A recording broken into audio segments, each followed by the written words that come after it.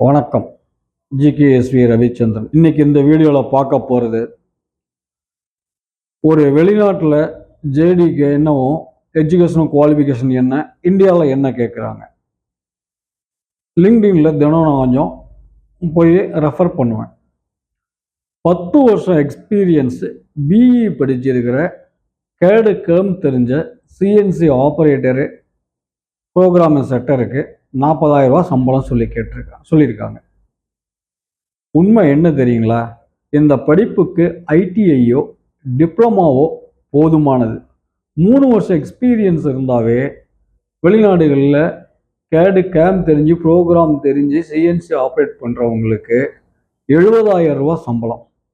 எதுக்காக நான் திரும்ப திரும்ப உங்களை வெளிநாட்டுக்கு போகணும்னு சொல்கிறேன்? 8 வருஷத்துக்கு அப்புறம் வெளிநாட்டு வேலையை தேடாதீங்க. 3 வருஷத்தில் வேலையை கற்றுட்டு வெளிநாட்டு வேலை வாய்ப்பை தேடுங்க. வாழ்க்கை நல்ல விதமாக அமையும். நன்றி, வணக்கம்.